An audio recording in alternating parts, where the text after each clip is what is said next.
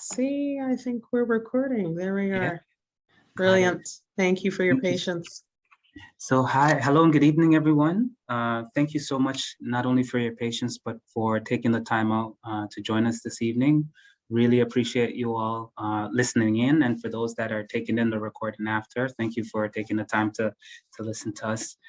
So this evening, we have a treat for you all in terms of a conversation with some individuals, some experts, some folks that I look to in terms of the work that they're doing out in the field. We'll try to jump right in. The topic of the conversation is Journey to Purpose through Real Estate. And I am going to, just before I get started, just lay a few ground rules down for the conversation. Do want to let you know we're going to mute everyone throughout. There is going to be an opportunity for folks to share questions. So save those questions as you're hearing the panelists kind of discuss their thoughts. We are going to have the recording available for folks after this session, just because we feel that it's important for this information to go out to community. Again, keep yourself muted. If for some reason someone does something out of the norm, we might be forced to remove you from the conversation, but this is a great conversation that we have planned for you this evening. So I do hope that everyone is tapped in and ready to share and take part in this information. So today, this evening, we have for you on the panel for this Journey to Purpose conversation, Camille Robotham. And Camille is a licensed mortgage agent with over 20 years in the industry experience. She's an author, course creator of the Mortgage Agent's Guide to Underwriting, a program designed to assist mortgage agents with underwriting their deals. She is dedicated to providing optimal mortgage experience to her clients through education, solutions, and services. She's also committed to offering mortgage agents, specifically those who are recently licensed, to education, support, and training required to be successful contributors in the industry. Her passion to educate has led her to provide workshops, webinars, as well as coaching and training sessions to several brokerages and their staff. She's a host of a weekly Leading Lenders webinar series that highlights various mortgage lenders within the industry to discuss products, services, and underwriting strategies. Camille, would you mind just sharing, waving to everyone for us, please, and thank you. Awesome. Next, we have Michelle Loeng Francis. And Michelle is a Woman of Influence 3 years nominee and a top 100 Black Women to Watch 2020 award winner. Ms. Francis was recently featured in a Realtor's Chair for her volunteerism as the founder of the Henry Alexander House, a social enterprise focused on leadership development, financial literacy, and entrepreneurship, and which signature program is Leon Youth in Trades, which just launched its newest program called The Wall, which features local artists' talents on a donated business wall. Michelle is the first Black facilitator within the new real estate program at Humber College and a member of the industry's arbitration and professional standards roster. Michelle, thank you so much for joining us. Do you mind just waving for folks so that they can see? Okay, awesome. And Stephanie Lowe. Stephanie Lowe works within, has a background in health, fitness, and rehabilitation. Stephanie knew her holistic approach to buying and selling homes would set her apart. To her, selling homes is about helping people to reach their goals in a holistic fashion. It is not just about buying or selling or investing. It's about creating generational wealth, creating freedom, success, education, and empowering our clients to use their real estate as a wealth building vehicle. We're going to talk a little bit more about that. Within her passion for people and a true love and knack for marketing and social media. She has become an award-winning realtor and industry leader. Her health, wealth, real estate hashtag is her platform as it sets a higher standard in luxury and pre-construction market. And it is an inspiration for her to work as she strives to help her clients and followers achieve abundance in mind, body, and their bank account. So welcome, welcome, welcome. Stephanie, Michelle, and Camille, really appreciate you all. And just for a quick bit of context, my name is Kwesi Johnson. I wear a few hats, but I'm also a real estate agent here at Royal LePage Signature. My goal, I believe in life, is to not only support my family, but to give back to community in as meaningful a way as possible. And one of those ways I've come to understand is these webinars. So collecting voices of experts like we have here on the panel is just really a part of what I'm gonna try to give and continue to give to community. So we're gonna have some sessions in terms of an agenda. We have a starting session that's gonna have our experts speak for a few minutes each. Then we're gonna have scenario-based questions. Then we're gonna go to the audience. If you have some questions, feel free. You have 3 dynamic experts around the table this evening. And one of the things I often say to Stephanie is that, every time I meet around with these individuals, I'm learning more and more. After, we are going to have them do a little bit of a closing off for us, and then they're going to share a bit more about where you can see them next, how you can get in touch with them. So that is the flow of the event this evening. And okay, so we shall take it away. And this first question is going to go to Ms. Stephanie Lowe.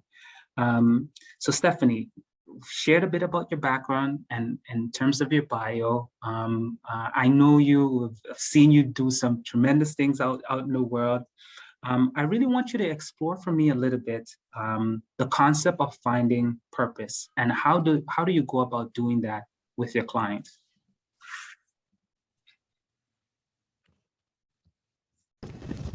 Thank you. I really think that having vision is the most important thing. So when we talk about having purpose, it's the reason why we're doing something. And as you highlighted, my background is in like health and rehabilitation. And when I'm first meeting with someone, I'm always like, what is your why? What is the reason that you want to pursue this? And I think it flows through any aspect of your life. If you're not strongly committed to the purpose or the vision or your why for going out and seeking something, then when you face some of the challenges, which we all will face, you'll get easily diverted off your track. So oftentimes when I'm even starting any type of presentation or seminar, I really like I try to engage people and find out, what is your end goal? What do you want to get out of this? What do you want your future to really look like? How can real estate, be that wealth building vehicle, be that tool to help you to be successful? Because again, that end goal, that vision, that purpose that you have is what's going to help us to make sure that the steps that we're taking are leading you in the right place. If you, again, are unclear about your purpose, and there is so many opportunities in real estate and in life and things that can come up, and you'll be very easily distracted if you're not clear on your purpose, if you're not clear on your vision, if you're not clear on your why, and you kind of end up in something like this instead of nothing is perfectly linear, but that's really what I would say is one of the most important things. And it's really just having a conversation and trying to flesh it out a little bit. you might think, you want to buy a property, let's say, just because you're, that's sort of the societal norm that we see. But, if we attach that to what does buying that property really mean for you? Or what does building that real estate portfolio really mean for you? What does it really do for your family? How does it impact who you are and what you can do in your community? And how will you serve through that? Again, digging a little bit deeper and connecting with that true why and that true purpose just add so much more value and commitment to the overall goal. Thank you so much for sharing. I don't know, Michelle or Camille, any additional thoughts in terms of finding purpose when you're working with clients that you'd like to share? Just to, piggyback off of what Stephanie was saying, it's a matter of finding their why. So when initially you're meeting with the client, they have their goals, or they have their idea of what it is that they want, until they start to sometimes talk about it. And to be honest with you, vision is very, very important, right? Or else you're just, as she said, going around on a hamster wheel, right? There's no purpose. You're just continuously going in a circle. So, vision also leads to direction. So it allows you to set your path and walk on that path, and not only walk on it, but seek out people that can assist you to get to your destination, right? So it is very important when you're meeting with clients to find out what the end game is, what the end goal is, so that you can help them to get there as best they can. Okay, awesome. Michelle, any thoughts? My quick thoughts on, getting to the focus as to why a client may be wanting to invest in real estate.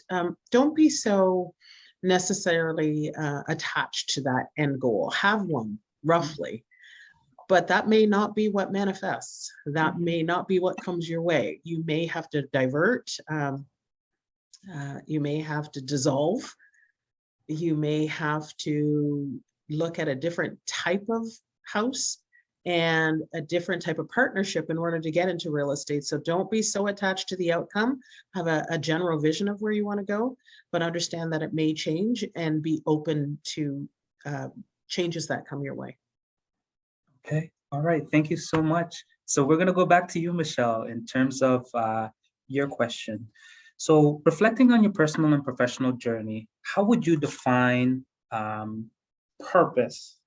And what are some of the key considerations, experiences that has profoundly shaped who you are today?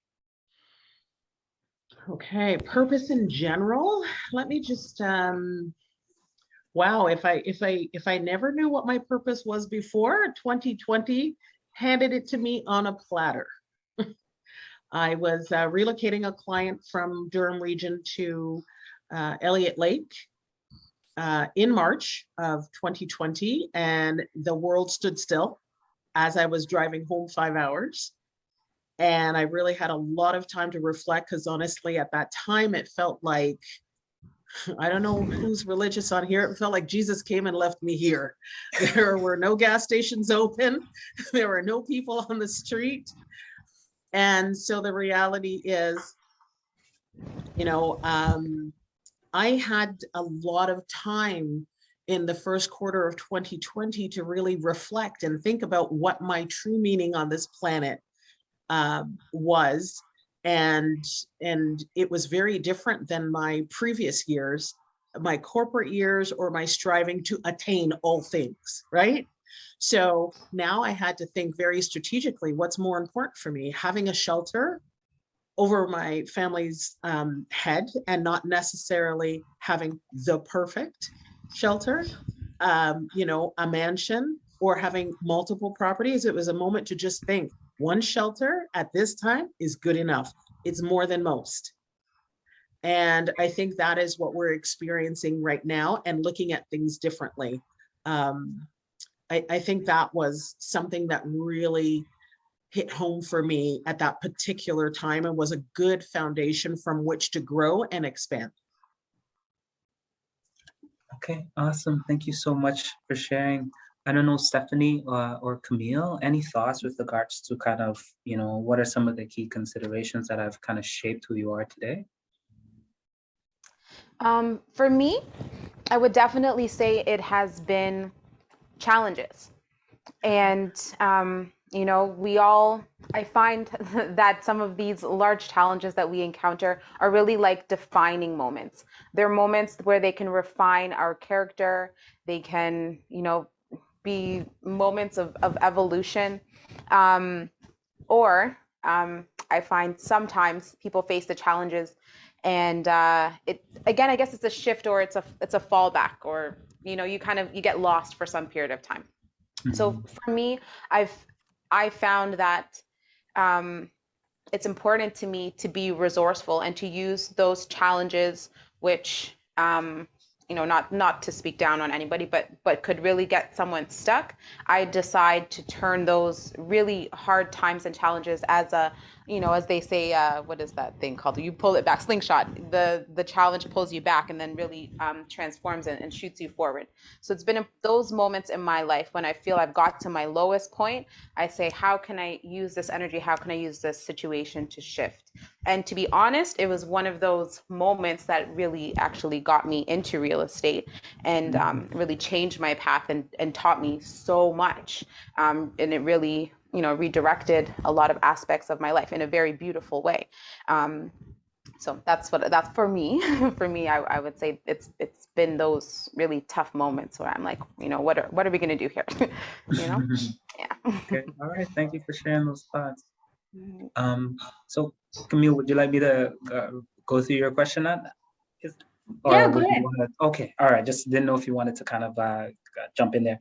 So in your professional experience, what would you describe as the most limiting set of behaviors and beliefs that holds individuals back from attaining, you know, what they define as prosperity? Their mindset, you know, for me, it's, you know, and I regard education very highly, obviously, as you can see. I educate my clients, whether, you know, they're more my mortgage clients or whether they're mortgage agents that have come to me to learn, you know, the underwriting process. But education is key.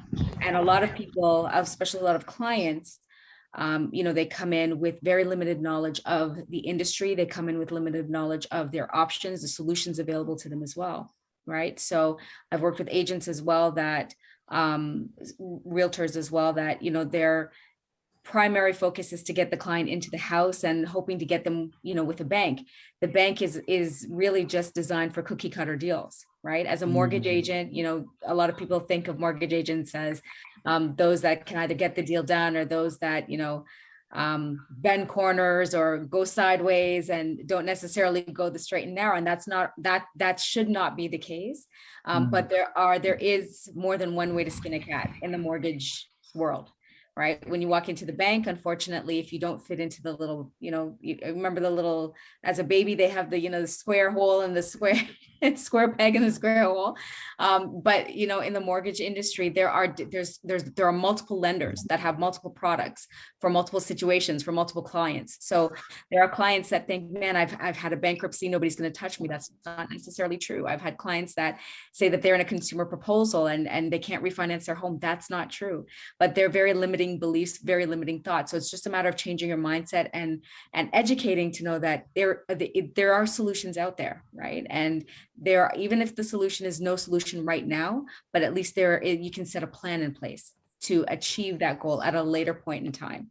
So, you know, when it comes to that, those are the limiting beliefs that I've encountered with clients. And when they realize that, you know, their limitations are not what they think they are, and that they actually have solutions available to them, man, like the light bulbs go on, not just one, like multiple light bulbs go on, and then just a different mindset and a different mood. And, you know, they're just happy at that point in time because there's a sense of relief. So yeah, trust in the pivot. That's right. Amazing. Michelle or Stephanie, any thoughts on, you know, beliefs or behaviors that really limit folks from attaining their goals or understanding of their goals? I think for me, Stephanie and Camille, it really is important, like your minds, people talk about mindset all the time, but I think you really have to be dogged. So this is going to be my sports kind of talk coming at people. you have to be dog about what you want. Nobody's going to hand to you your solution, your home with a key. It's not going to be perfect. Whether you come from a family of money or not money, or you come from trauma or no trauma, it's not going to be easy. Be focused on what you want, and know that you might have to go through the back door, the side door, you might have to build a tunnel under.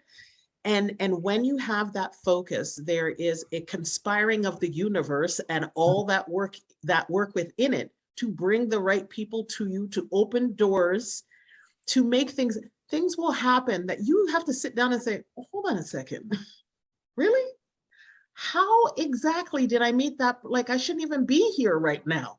I got a flat tire. I met this person. They said they were a bank manager. They liked my story. Now I'm getting a loan. Like, my life is every day like that.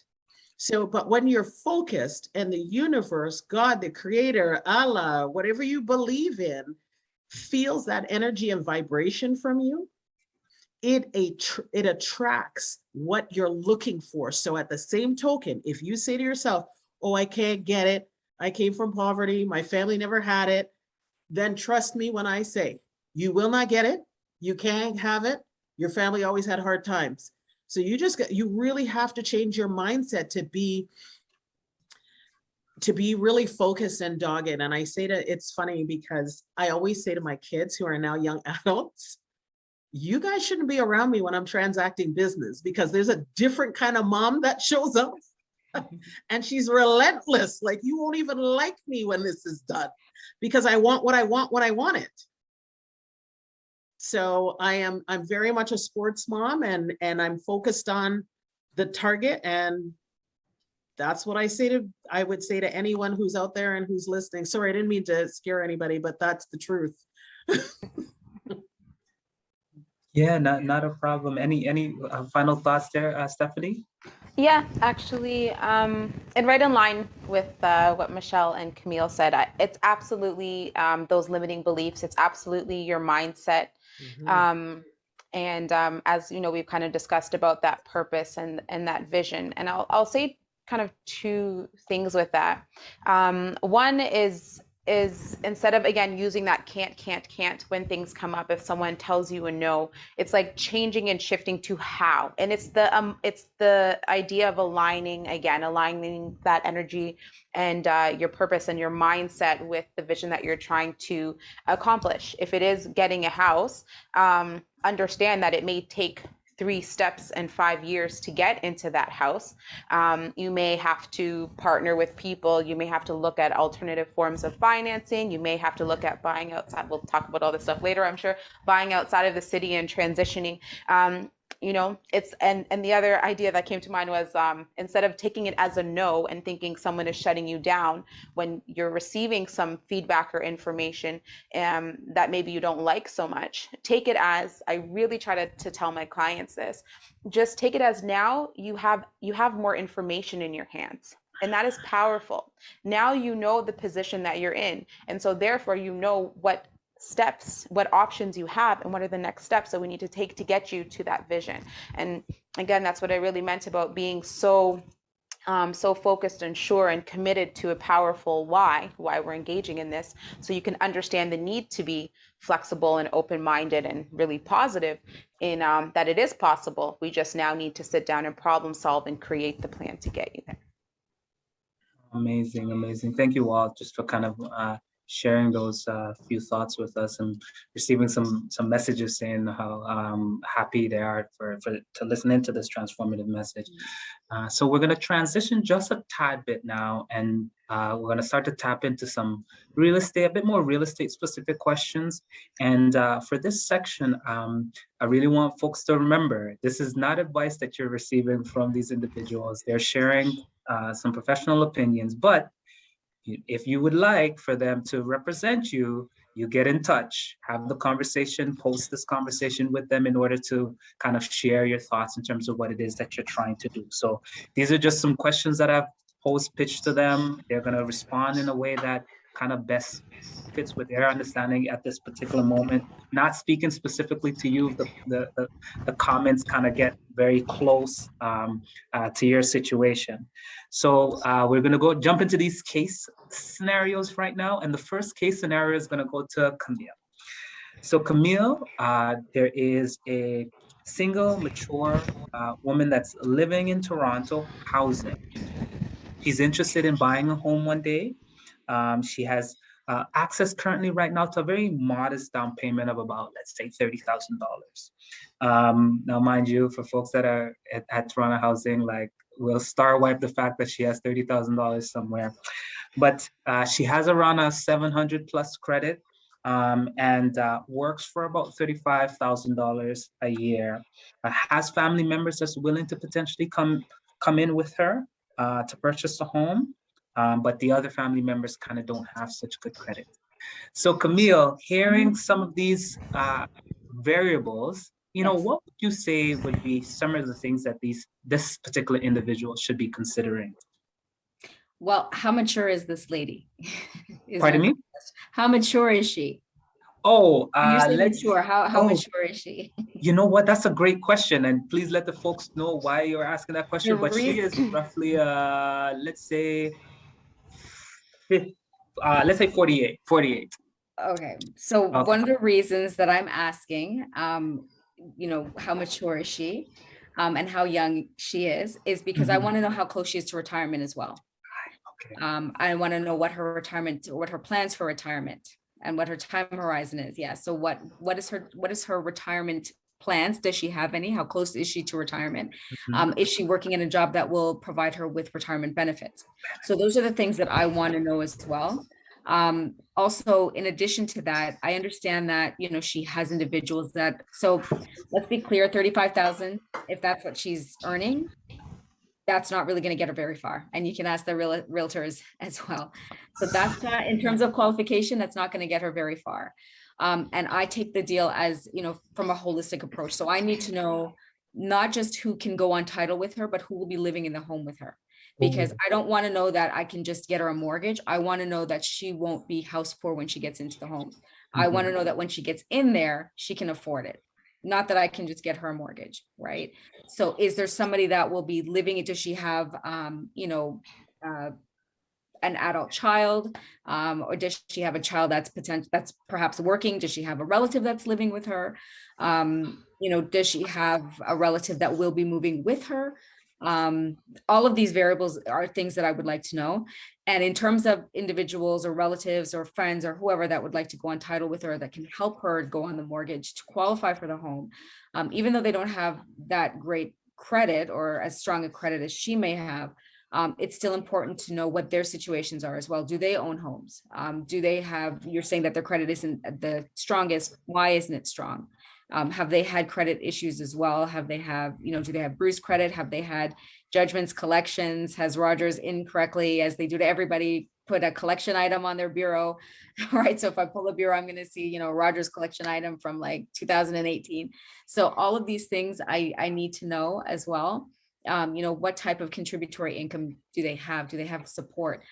So all of those issues, are very important for the application, because not only, do I want to know that this individual will be okay to finance her home and she will be okay when she's in there.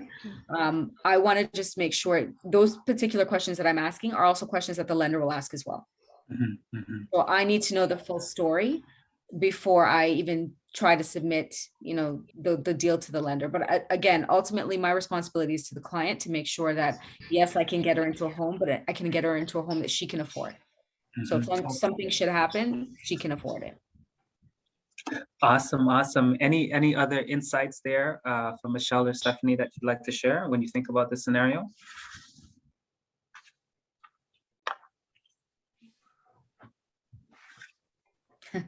Okay, here we can go on to the second case. So the second case I'm going to give to Stephanie.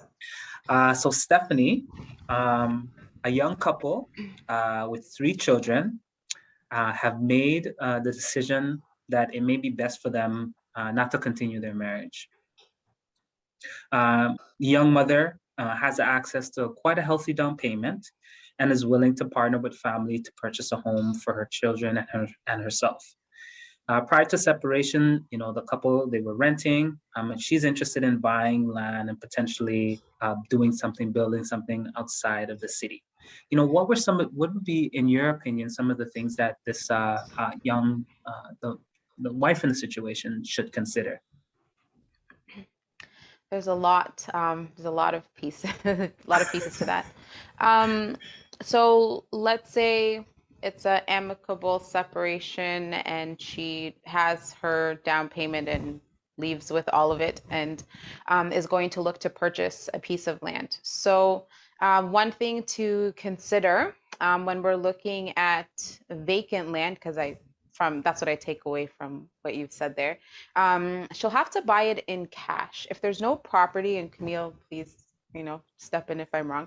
If there's no property, then there's nothing really to finance or to leverage or secure. You got to have your skin in the game, so they call it. So all the vacant land purchases that I've dealt with so far is that it has to be done in cash. So that's the first step. The second step is then understanding the zoning of the land that they're going to purchase. So if she intends to use it as a business, it needs to make sure that it is zoned as such. If not, you have to go through the process of looking into the city and making sure that that vision is possible.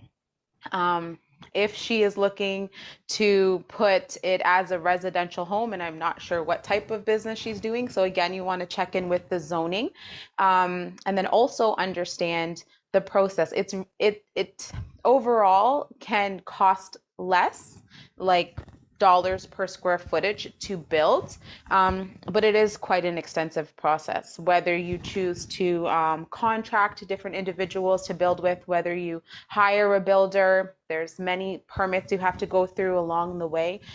It's quite a intensive process. So you want to make sure you're well prepared for that as well. You're kind of in this for the long term. Some folks I know who've purchased vacant land as well. Sometimes if you're buying it in a smaller town, because there may be a history of that, if there's lots, families kind of buy up the lots, and if there's been too much land left vacant, sometimes the city will put a stipulation in place that if you buy land, you must complete the dwelling within a particular period of time. So there's all of these things that you really have to consider. When working with a realtor and purchasing vacant land, I'd also suggest that they have some experience in it as well, because you want to make sure there's no limitations on conservation. If it's a protected area that you can't build on, you want to consider if there's any environmental concerns. So are there like fuel tanks or things under the ground that might affect how you're building, or something that's polluted the soil somehow? So it's quite, as I said, it's quite an extensive process. And so just going through a separation and dealing with all that, this can be quite a lot to undertake. So I would just want to make sure that the client fully understands what they're getting into. Many people know me in terms of my pre-construction for working outside of the city, because there can be a lot of other options. So I may just want to chat with the client and say, I understand your vision. It sounds great. What does it look like? Understand these are all the things you're up against. But maybe there may be something else as well, where maybe we're able to find a property that can kind of serve already some of the things that you're looking for, and you can kind of utilize some of the funds you have to transform it into the business and do renovations or whatnot. So it would be a good in-depth conversation that I would have with the client, and also good to know if you mentioned she has some family that may be able to support her in the purchase. When people are purchasing for the purposes of business, then I also suggest putting together some sort of agreement as well going into this, so everybody really understands their ownership, their responsibility, their profit, their expenses going into a project like this. So appreciate that.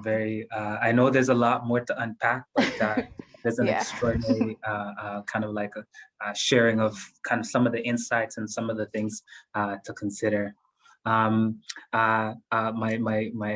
one of the mentees, a young person that's kind of mentoring others, he has a question in the chat, but we'll hold off for that, and we'll come back to that for sure in the question and answer period. Michelle or Camille, any quick insights? Camille, any kind of like mortgage dollar amount, particular insights that you want to share with us in terms of purchasing land? Just to note quickly on to what Stephanie was saying, there are some lenders that will lend on the land alone for construction purposes as well, but there are some lenders that will lend on the land, private lenders mainly. So your interest rate is not going to be 2%, right? So just keep in mind that if that's the route that you want to go, everything that she just said, absolutely. Everything that Michelle typed, absolutely. There are some lenders that will lend just on land. And again, with the water supply, again, you want to make sure, what type of water. Is it municipal water? Is it well and septic? Is it a holding tank? Like, what is your water going to be like as well? Because again, that's extra work for you as the purchaser, and you want to make sure that you're up to the task at hand. Right. So okay. That's that. Okay, awesome. So Michelle, this question is for you. A young couple who are new immigrants landed to the country, they're interested in establishing themselves. They're very progressive, finding roles that kind of match their skills. And within 4 months, they were even successful in securing employment and getting their own apartment. Owning a home is something very important to them in the future. What are some of the key considerations that you would, share with this couple around this kind of new journey that they're on? So the journey of a newcomer is very real, and the securing of employment is an amazing first task.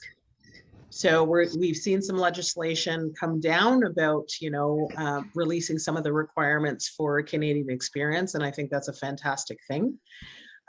However, as you move forward and you want to secure a property, I think it's really important to think about where it is you want to live. So, I'm a first generation Canadian. My family had to really figure out, do they want to be in the community where other people who came from the same community have gone and lived? Do they want to go somewhere different? And I think now is a great time to talk about the realities of life for people who are coming as new immigrants. In some communities, they may be received well, and other ones maybe not so. So you need to prepare yourself for what that might look like, right? And if you've got kids, prepare them for what that might look like. But I think it's about really building a plan. I'm a Virgo by nature. Like, I have a plan for everything. So you have to build a plan so at least you're moving on the right track. It's not to suggest it's going to be perfect, but how much money do you want to save? And even make a plan for, when I talk about that go hard kind of mentality, make a plan for how long you can go hard. You can't go hard forever. Do it in spurts. So go hard, save the money, know where you want to live. And in some cases, you're going to have to do some sacrificing. And, I tend to talk about things that other people don't like to talk about, but I would suggest this. I see, some people I'm in a property right now, which I'm selling.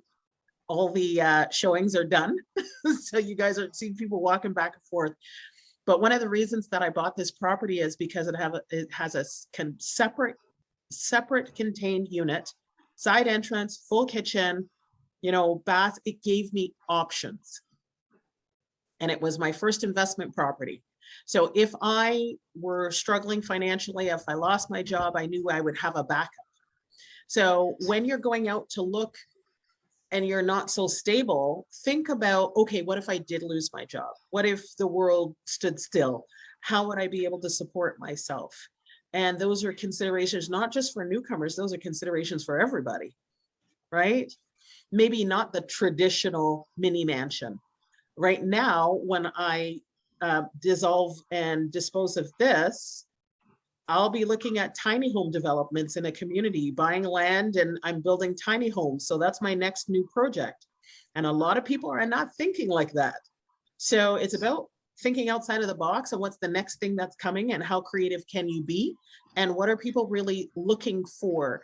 Not just buying a home.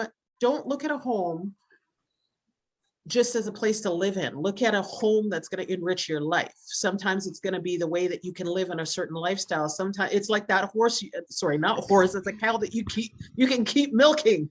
So I don't think you can milk horse. Sorry, guys. You can try. Unsuccessfully. So the reality is you really want to try and look at the long-term game. Why are we really doing this? How is this going to help me at the end of the day? And so if you're a newcomer person, you know what, there's no shame in the game of having to share space with another family if that's what you need to do. Amazing, thank you. Stephanie or Camille, any additional insights for newcomer families or, you know, young couples hustling as newcomers? You know, the Bank of CMHC and the insurers have really great programs for newcomers as well, which, you know, allows them to be able to put down only 5%. You know, foreign buyers is a different story. They have to put down 35%, but if you're newcomers, you know, to Canada, you don't have to you only have to put down 5%. You know, you don't have to show that you don't need the 2-year history of, you know, when you're doing a credit history, you don't need the 2-year credit history as long as you have, like you can show even, I don't know, utility bill payments. Like if you've got rent payments, you can use that as for your credit history, utility bill payment. So there's different options and different alternatives that you can use. You don't have to go the traditional way. And so, you know, CMHC and the insurers have made it very flexible for those that are new to the country and are looking to purchase a home. Again, those that are in a job, they just have to be, you know, gainfully employed naturally. But they just have to make sure that they have a full-time job and that they're not on probation. And that's what we can use to qualify a newcomer as well. So there are some, you know, great advantages. And naturally they have to have their permanent residence or their visas as well. So yeah, it can be very beneficial. And there are some very, you know, the government has put in place some very good programs for those that are new to the country as well. Okay, awesome. Thank you so much. Stephanie, let me ask you a different question. I'm gonna give you a case. So again, it's a young couple, first-time home buyers, new terminology that we're putting into the mix here. So they're first-time home buyers, they have good credit, they have their pre-approval in hand, roughly around $850,000 pre-approval, have a healthy down payment, good jobs, but they want to live close to an aging father who lives in Ajax. And they've just been outbid, bidding wars right, left, and center. You know, what are some of your thoughts? They're hearing about this impending crash that's coming with the market, so on and so forth. You know, what would you say to them as some of the things that they should be considering? Sure. That seems like, you know, the situation of a lot of buyers in the market today. We just kind of have a low supply, high demand, and it's contributing to a lot of these really high prices, really competitive offer date situations. Pretty much every home, you know, I'll say 98%, I don't want to say 100%, but is being sold in multiple offers. So I would first, before we even start, I would really try to prepare them to understand that this is just the reality of the market that we're facing. You know, there's nothing wrong with kind of just, you know, going through the process now and keep in mind that potentially things may change, you know, things may ease up. The 850 pre-approved amounts, again, I would go through the market with them and make sure that they were realistic in understanding what that looks like.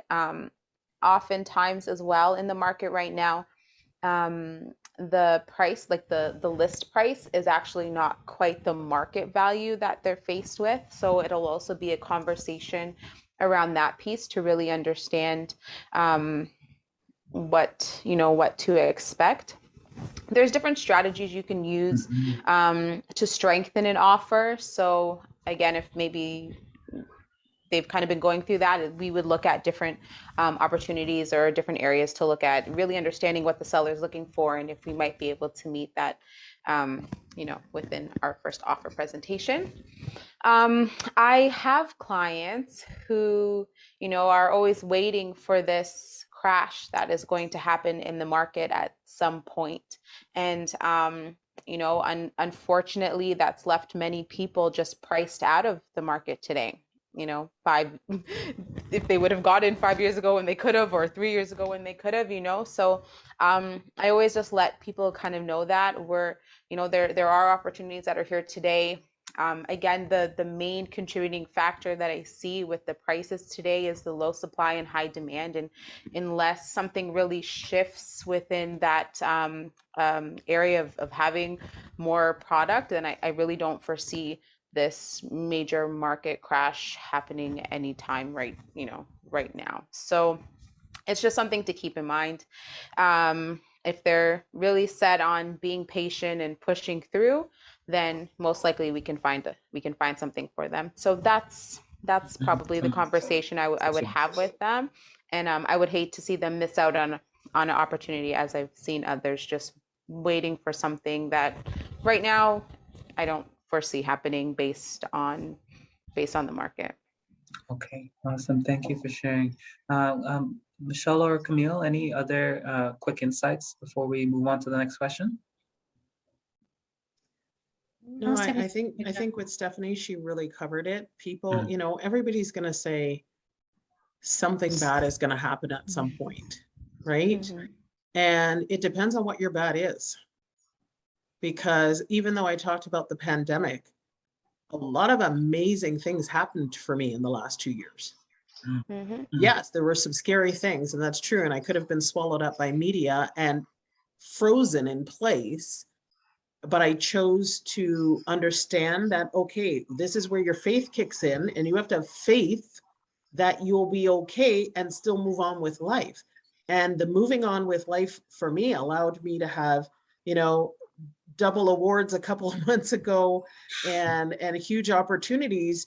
And people are asking me, how are you doing all this? And I said, well, everybody's going to die at some point. Mine is just not today because I'm doing things. So COVID has to come and catch me. You know what I mean? Not to be flippant about it. I'm just saying you have to still live while you're living. And so this is Canada. I don't know what the degree is outside, but it is not -5. It is something else out there. You need to have somewhere to live, whether you're renting or you're owning. And for people of color in particular, I think there's a majority of Black people on this call. We need to be in a place of ownership and potentially ownership that can house other people. So that's all I will say on that. Appreciate it. Camille, anything before we move to the next case? To echo to what Michelle said earlier about milking the cow, or a horse, whatever it is that you want to milk, the real estate is a vehicle and it's a tool, right? And that's how you have to look at it. It is a tool, it is a vehicle. Whether you are, you have the home, you live in the home, eventually equity will build up in that home, right? You can use that decide at that point whether you want to sell the home or whether you don't want to take out the equity, refinance it, put that down on another home. There's so many options that you have when you have the ownership, right? And it's very important to own. It's very important to invest in your future, invest for your children, invest like I have an investment property as well for our kids. And as Stephanie said, like we purchased it a few years ago. And I know people that have been waiting for years for the market to cool down. And they have waited themselves out of being able to now afford a home just because they're waiting for the market to cool and they're waiting for something that, hasn't, happened yet. I have a friend that came to Canada. She was new to Canada about 5 years ago. And her family at the time said to her, she migrated here and her family said to her, why are you buying a house now? You should wait for the market to cool. My goodness. Had she done that, she would not be able to afford the home that she's living in today. She purchased the home for, I think, maybe 500 or so. The home is doubled in value So there's no way she would have been able to purchase that home today. So that was the best decision and that was 5 years ago, right? That was the best decision she could have ever made, even though everybody else was telling her not to do it. And so again, my advice to you is not to listen to, everyone else around you. Stick with the vision, stick with, what your purpose is. If you know you have a purpose to put aside wealth for your children, you want to build wealth for your children, the best way to do that is in real estate. Invest in the real estate. If you have that opportunity available to you, if you have the means and the resources to do it, then absolutely do it. Really appreciate that. My family came up to Canada, I think, 94, 95. And my mom she always tells me the story that there was a lady that she knows that was saying back in 95, 96 that real estate was too expensive at that time. So today she's still saying the same thing in terms of real estate being too expensive to kind of invest in. So moving on, running quite efficiently. We're going to come back. Can I just touch on one point? I just have a very, very important example to share with people. My mother's neighbor, when the market was very, very hot, she's a mature lady as well. And she decided to take advantage of the market. And so she sold her home, semi-detached home in Mississauga, for over $1 million. She sold the home for over $1 million, got the funds. So she sold the home. There was a mortgage on the home, right? So it wasn't free and clear. She sold the home, paid off the mortgage, got the money because she sold it for over $1 million. And then when she turned around and was looking for a new place to go, she couldn't afford anywhere. And I'll give you one guess as to what she's doing now. Renting. She's renting where? In Mississauga. She is renting the home that she sold. Okay. And that is everything that we're talking about today: purpose, direction, vision, and goals.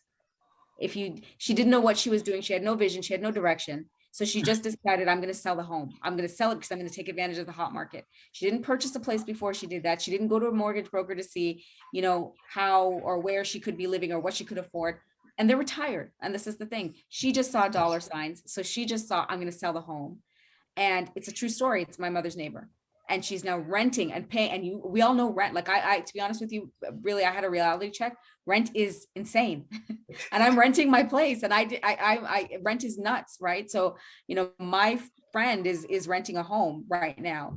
She's moving, and the landlords are renting that same home. It's in Woodbridge, granted, yes, but they're renting it for $5,000 a month. Rent for $5,000 a month. And I was stunned because I don't understand. I don't know who can afford that. Camille, can I add something to that? Yeah, absolutely. I had to send my two, okay, so my kids are 22 months apart, right?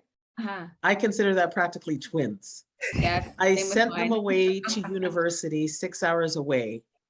And it's different when you've been a landlord for 20 some odd years and an investor to now having to pay someone rent. It's like, it almost could kill you, right? Yes. So I'm going to now look at places to afford to send them. And I've come to understand the university is renting rooms by the bed. No, what?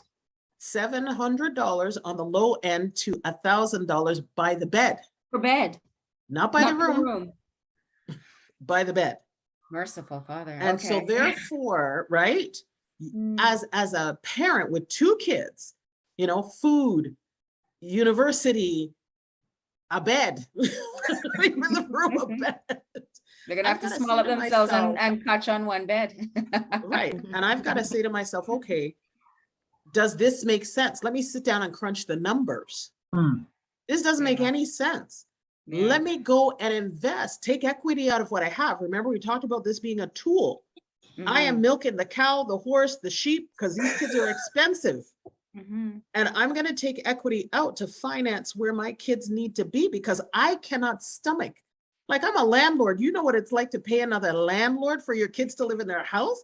It is degrading. So I said to myself, no, we got to take some equity out of the property. We got to buy something. And to the point is, even when I'm selling this house right now, my kids are acting like they don't want to learn. You know what I sent to them? A 5-page document. The 2 houses that sold most recently, what our house was purchased for, all the people who have showed up to buy the house, and I ask them, what do you think the house will sell for? Because in their minds, they want to get, I want to get a new car, I want to get a whatever. Well, that's nice to say you want all these things, but do the math, understand the process. So when I ask you to come and clean the house, when I ask you to come and put a nail in something, you understand that nail is a part of your future. And I'm not going to wait until you die to get some money to enjoy, to understand the benefit of having something that's your own. I want you to get hooked on the flavor of that while I'm alive. So you can say, okay, Mom, that, it was nice. We were able to do this and that. Let me go get a property and let me take care of it. So as I experience it, they experience. If I lose, they understand that I've lost. There's no shame in the game. I'm a human being. Sometimes I lose, but most times I win, because even when I lose, I'm like, how do I get back in the game? How do I get back and fight? Exactly. Amazing. Sorry to take you off track. No. Stephanie, any thoughts you wanted to add there, or? Yeah, when she started saying $700 a bed, I was like, well, where, what city? Let me know. Let me write this down. And I think that's a perfect. I think it was a perfect idea. Actually, when I went to university, I rented from a fellow student. So I guess her parents had purchased the house for her, and she was living in the house and she was managing it. And I think that is, when I saw that, it opened my eyes to say, oh yeah, I got to do that someday. I was young, I was whatever, but I think that makes a lot of sense. Something that I kind of talked to some of my clients and my friends about is like, right from as soon as I could, I made sure that I had a property for like my child, and the plan is to make sure I have a property for each child, and this property is one that they can use for, sell it and pull out equity or whatever, buy something where it is when you're going to go to school, use the money to start a business, use the money to pay for school, use something that can really help them to have something to instead of starting at right from everybody starting from the ground running again. It's kind of a platform or a point that they can actually have a step ahead and leverage and kind of move. So I think it develops good character in them. It helps them to learn lessons, and just as Michelle said, sometimes you win, sometimes you lose. If I give them the property to manage and something goes wrong, at least they had that learning opportunity and they understand and they're not going to make those mistakes again. And I can step in and rectify it. But I think it's just a really, really good idea to keep a really open mind with real estate and pay attention to trends and be willing to take risks and be willing to fall. But the important thing is to continue to stay educated and connected, so that you have people and resources around you to support you and help you to do things successfully. A lot of times just making sure you're planning properly and understanding what you're about to step into can save you a lot of trouble. And I'll say one more thing. I don't want to go off track too much, but I know sometimes people have they hear a lot of, let's say, horror stories or so about being a landlord. You hear that a lot, and I hear that a lot when talking to clients and telling them about the investment property.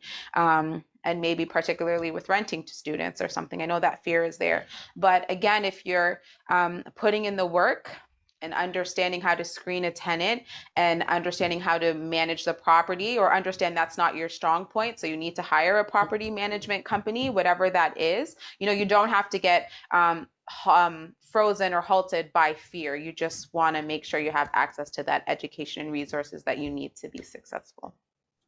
Amazing. So thank you so much for that unpacking and popcorning of ideas.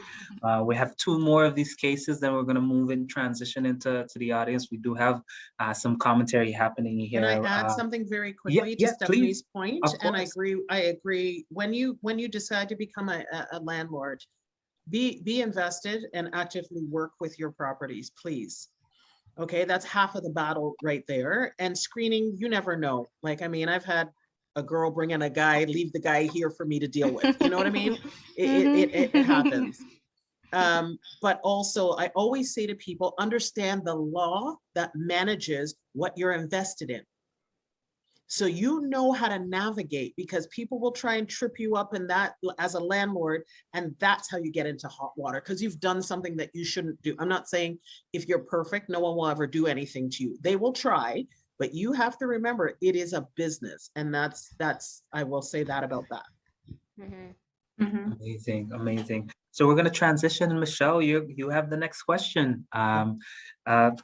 Single mature woman who owns a home in North York, so city of Toronto, that she has purchased relatively newly built, finished basement, separate entrance, excellent credit, has around $800,000 worth of equity in her home, and has prepared well for retirement. When I say mature, she is 64. I was gonna say, is this me? Did you No, write this? But I'm not.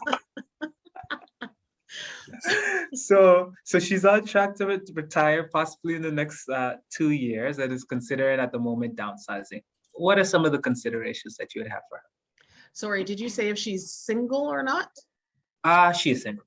She's single. Well, woman after my own heart. Okay.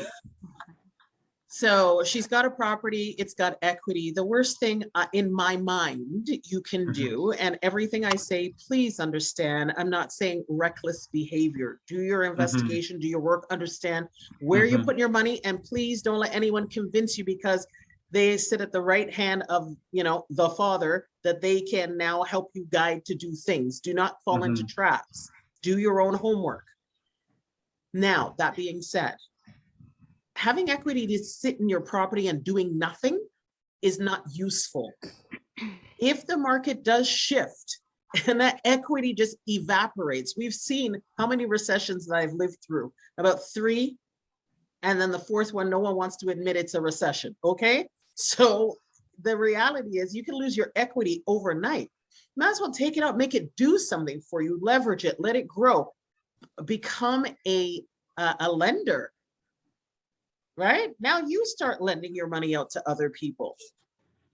And so she's in North York. I grew up in North York. I went to an art school. Any A.Y. Jackson people in the hood? No? So I know those properties are worth, like, you can't even touch those. So take the money, leverage it, maybe invest, because everyone's looking for a private lender, especially now.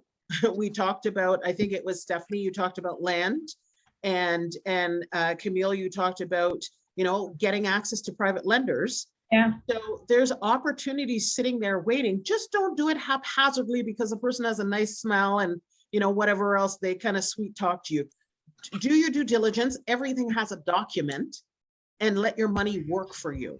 Buy, if you've got kids, buy a property, get them started. Don't buy it all for them, because listen, I don't know about you guys, but young adult children, they need to get some calluses on their hands. So just give them enough to get them started. Let them work and sweat for the rest so they can understand the opportunity and how hard it is, and they will take greater pride in what they have. So if I were that woman, which I am not, just like I'm doing here, the time is right now. People are vying for the area that I'm in. The interest rates are going to go up. It's forcing people to knock at my door in the middle of the night wanting to see the property. And now I can do something a little bit more creative, and that is going to be needed in the future. So start opening your mind to the possibilities of other things is what I would tell her. And then I'd say, let's go into something together, but let's get a document between us. So a follow-up to that, Michelle. So my parents are from the West Indies, Guyana to be specific. And and this could be culturally similar to other communities. There's this thing about paying off mortgage that is embedded into the DNA of some members in particular communities, especially as they age. You know, and I would love to hear other kind of thoughts about this from our 2 other panelists. But what would you have you said to folks just with regards to this? I need to pay off this mortgage? Okay. I understand where that comes from. Okay. As I said, I'm a first generation Canadian. My family comes from Antigua. I married a Jamaican, if that all makes sense. So his mindset, my partner's mindset is pay off the mortgage. I said, dude, that was something that our parents did because in the Caribbean, you don't have mortgage in most places. You build, you pay it off, you build some more, you pay it off. They are not accustomed to having debt. So they don't like having credit cards even. In this country, you have to have a credit card to establish yourself. It's just use it responsibly, and they all would. So like, where's the problem? But we are a stubborn kind of deep-rooted kind of culture, right? So I think with people, you really need to show them, because no one has. No banks really sat down, talked to us. Half the people in the bank don't know what they're, no offense anyone, they really don't know what they're talking about. So they can't give you what they don't know, right? So sit down with them. And I used to work for IG for a number of years, and then I got out when I went private because I wasn't helping anyone the way that I wanted to. So sit down and explain to them, listen, this is a tool, it's a vehicle. You can use a bit of it to enjoy and have a comfortable life, build a life, because you're working 3 and 4 jobs. That's not even cool. 3 and 4 jobs. This is you giving the government 50% of your income, right? You got to, everything you do in this country needs to be with strategy. So you need to work the numbers and say, okay, if I make $1 more, I'm giving the government 50%. If I work $1 less, they get 20%. I think I'm working $1 less. So take your house that you have. You could take money out. You can consolidate. If anyone, and I know Camille and Stephanie are going to smile at this, Smith maneuver, you've heard of that? It's not a dance. Maneuver. No, all right. You can dance your way into your new house though. You got to Smith maneuver. You got to just look at your numbers and see how you can consolidate and use it as a leverage, because there's people out there struggling the hard, unnecessary struggle to pay off a mortgage. They have, I remember, sorry, you got me on a tirade. When I started off in insurance, I've had every license known to man. So let's just talk about insurance. And I went to someone's household, a Black family, and the mother and father looked so worn out, like they've been working so hard, they're worn out, and they're talking to me about insurance. And I felt bad for them. I'm like, geez, you guys look like you're like 100 years old. Why are you still working? Then they got all these kids. I can hear the kids running up and down the house, and these are grown, heavy kids. They're pounding on the ground. I said, what are your kids? They said, oh, they're not interested in this. Now, in those days, you could do this, and I would still do it because I have no manners. I said, call everyone down to the table. So all these big men came to the table, and I was very young in those days, okay. And I said, listen, why are these 2 people still working and paying for everything? I said, do you have a job? He said, no. I said, are you of sound mind? Yes. You have a job? No. Are you of sound mind? Yes. And I went around the table and I said, listen, and then my husband's patois, because Antiguan doesn't have any patois. I said, oh, all I want to need a job. Okay. You guys need jobs. What are you sitting down here like your mother and father work until they got nothing left? So we have got to come together as families to fight the good fight, because everybody else is doing it. Except us. Yes. To our demise, and wonder why people don't take us seriously. Yeah. And the thing about the curiousness for me, my family came from the Caribbean.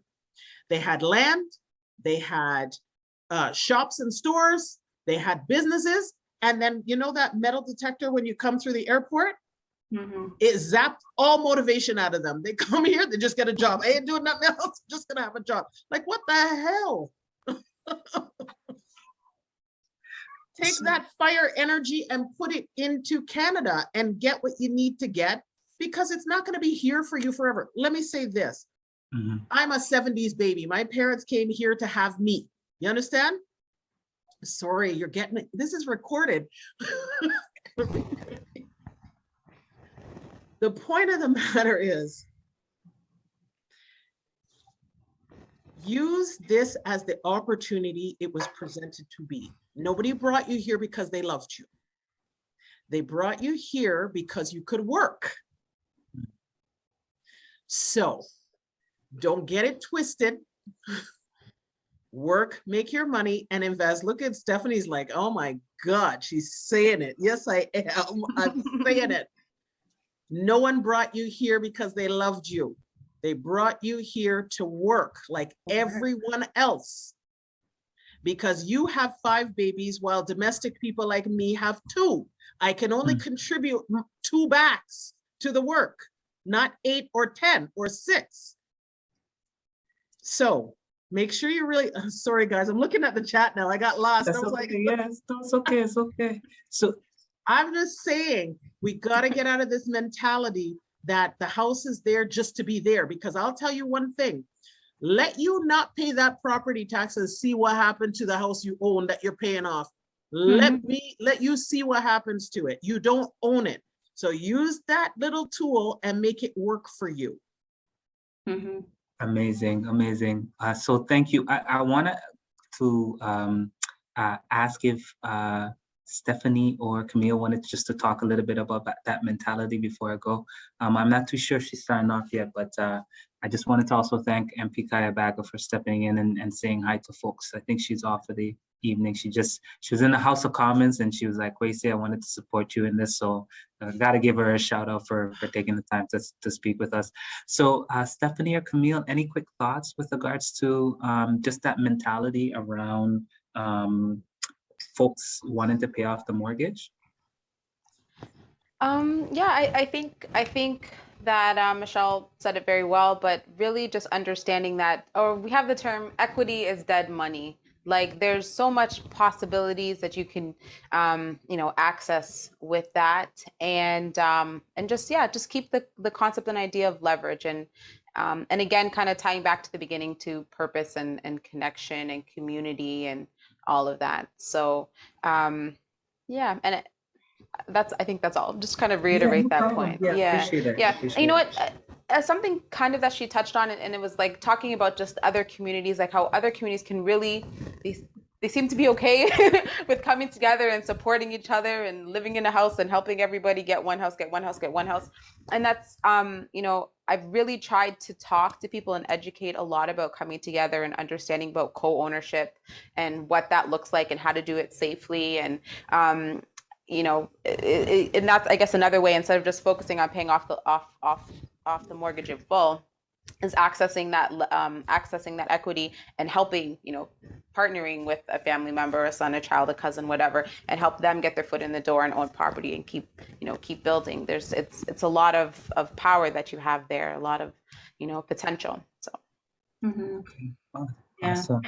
If I could just speak to that quickly, Kwesi, as Stephanie said, your equity that's not used is dead money. The only time that equity, you can have $1 million house, you can have $1 million home that is mortgage free and clear. The only time it is any good to you is if you die, you leave it to your kids and they sell the home. Or if you take advantage of it, you take the equity out and use it to buy another home, right? And once that home builds up equity, you use that, take the equity out, buy another home. You keep going and you keep going, and you're building your generational wealth that way. That being said, you have people like my mother. It doesn't matter how hard you talk to her, Michelle. It doesn't matter what you say to her. My mortgage is paid off. It doesn't matter how much money I can make from lending. It does not matter. I don't want no mortgage. I don't want no payments. I don't want it. I don't want it. I don't want it. It doesn't, she will not be convinced. It does not matter. Does not matter who tells her that to take the equity out and to use it. Doesn't matter if you tell her she can become a lender. Oh, why do I need to? She's one of those older West Indian ladies. You will not convince her. She is happy with the fact that her mortgage is paid off, and that's the end of the story. So, she's that, atypical client, the bank lady. And, if she doesn't get qualified with the bank, I don't know what she would possibly do, but she is that typical lady that even when I said to her, she even inquired to me to because my father is sick and they're retired, and she was even inquiring with me to do a reverse mortgage. And so when I even explained the concept of the reverse mortgage to her, she said, because I said to her, you know, it's working back way, so it's eating up some of the equity. She don't want to hear it. Doesn't want to hear anything about that. So not everybody, you can't convince everybody, right? It's providing the solution to the person that has their mind open to hearing the solution, right? So those that have ears, let them hear, and exercise wisdom so that they can, you know, do what they need to do to mobilize their children, mobilize their generation, their youth, and leave an inheritance for their kids. That's it. So the chat is filling up. I don't know if it's questions or not, but I'm going to transition us a little bit. There's one question that I have for you, Camille, before we transition. We're going to try to see if we can get as many. I have questions coming in on my phone too. So, Camille, the last case is going to go to you. So you have a middle-aged, two parents, they're middle-aged, both working, but one was forced to kind of lose their role due to non-compliance with the company's new COVID-19 mandate. You know, they own their home. They have about $350,000 worth of equity in the home. You know, what are some of the options? And I don't know if you could throw in the reverse mortgage in there. I know some people might know it, some people won't, but if you could just explain that quickly for folks before you explain what could potentially be something that this family could consider. Yeah, absolutely. And it's a topic that's very dear to me because I have, you know, people in my family that, and I know people personally that have opted and have made that choice, their own personal choice. So there are a few options available to them. So now they're family, they have children, and now they have to, they're faced with the circumstance that there is no, for most people, there is no EI, there is no severance pay. There's no any of that, right? So now it's just, I no longer have any income. So I need to replace that income because, you know, how I qualified for this home was with, you know, dual income. And now I only have single income. So, you know, in the meantime, that being said, there are jobs that do not require you to have that passport or to have that proof of that status, right? So until they mobilize and until they get themselves situated and until they find themselves in a better situation, there are options available to them. Again, if they have the equity in the home, what they could do, and this is for if they're really in a tight bind and they really can't afford their payments and they can't afford, you know, to pay their debts or their monthly car payments or the mortgage, and things are extremely tight and they just can't afford it. Instead of drowning, they do have the option to take the equity out of their home. They can, what I would suggest to them is if they currently have an institutional mortgage, so for example, if their mortgage is with CIBC or TD or even a B lender like an Equitable Bank, leave it because they're at a lower rate than any private lender. But what they could do is take the equity out of their home and perhaps, you know, 50,000, whatever it is that they think that they're going to need to keep them afloat for a little bit, and they can get a second mortgage temporarily, right? With that second mortgage, what that does, it allows them the flexibility to prepay that loan. So for example, let's just say they got, I don't know, $50,000 second mortgage, right? And let's just say the monthly payments on that second mortgage are $500 a month. What the lender can do then is take out, $6,000 from that loan automatically, prepay the loan for the year. So that means that from that loan, $6,000 will be taken upfront from the proceeds to put towards and allocate towards the payment for the year. So they don't have any mortgage payments for the entire year. And that whatever the difference is, you know, obviously minus legal fees, because you have to pay legal fees to register the loan. So whatever fees are associated with the loan, they get the difference, so that they have that cushion and there are no payments because the payments were prepaid up front. So they have that because they have the equity in their home, they can take advantage of that to, you know, just again, keep them afloat until they kind of get themselves situated and sorted out and pivot towards what their new goals are and what they decide what their new goals are. Amazing. Reverse mortgage, what is that like? So reverse mortgage are for your mature audiences, all right? It's for your mature audience. So those that are 55 and older. And so what that does, and I will say this, so the reverse mortgage isn't for everybody. Not everybody wants to take advantage of a reverse mortgage, but it is for retirees, those that are 55 and over. So for example, if I'm 55 and my husband's 54, we can't do it because we both have to be on the application because we are both married and we both live in the home. It's a matrimonial home. So both of us have to be at least 55 years old, right? It doesn't work if just one of us are 55 years old. The other thing with that is the older you are, the more money you're able to take out of your home. So you're able to take up to, I think it's 55% loan to value out of your home. But again, that 55% is when you are really, really, really young, like when you're really getting up there, right? So the older you are, the more equity you're able to take out of your home, up to a maximum of 55% loan to value. So there are cases where I've seen clients that are like, 59, 60, they want to take advantage of, reverse mortgage, and they can't because they already have a mortgage on their home. And with the reverse mortgage, whether there's two lenders, I know RBC offers it, I know Home Equity Bank offers it, and I know Equitable Bank also offers reverse mortgages. And, for those individuals that are that young, that are junior seniors, as I like to call them, you're looking at like, 20% loan to value, 30% loan to value. So very low loan to value that you're able to take out of the home because they're young. Okay, thank you so much for that. Very technical. I know some people are gonna pause, prepare. Sorry. Sorry, I need to take my notes. I'm trying to be respectful of time. So appreciate it. Definitely appreciate it. Okay, so now what we're gonna do is we're gonna go to the audience questions. We're gonna try to be a bit more rapid fire. I'm gonna try to make sure to separate it out. If there's a burning thing that you do want to say about a particular question that I give to someone, please feel free to jump in. We're gonna go back to my young mentee, Chike, that's doing some wonderful things. And he's I'd asked earlier. So I'm wondering, what are some of your opinions might be on the future interest rate hike?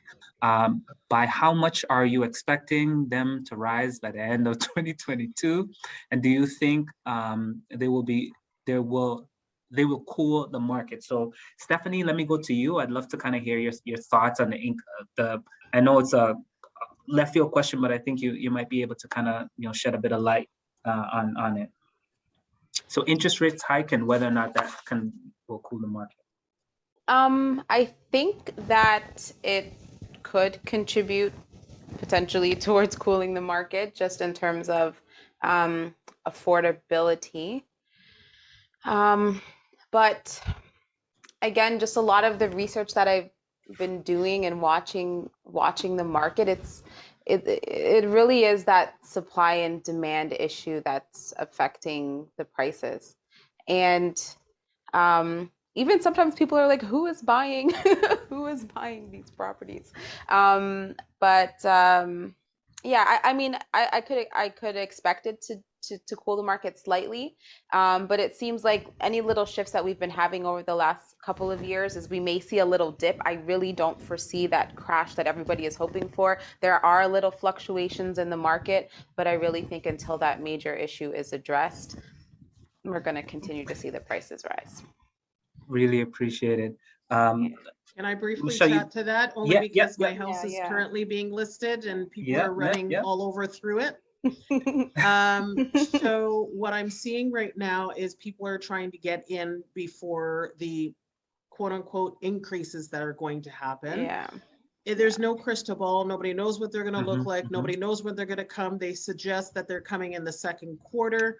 So that means, once real estate has had its fun, right, after spring and summer, then they'll be looking at some kind of an increase. What I'm seeing happening even in this property in a very hot area is 4 people are coming in at a time. They're partnering up. They're saying, okay, can we live on the bottom? You guys live on the top. People are asking a lot about what kind of schools in the area could we start renting out to international students. I'm positioned around 3 private schools, 2 colleges, and 2 universities, a mall. And so they've got their pick of the litter. So this is a very, very popular space. So people are trying to get in, yes. Nobody has a crystal ball to know what it is unless you work for the Bank of Canada, and you might not be around long if that was ever exposed. So nobody knows, but what I'm seeing literally coming through my front door is people are partnering, they're strategizing.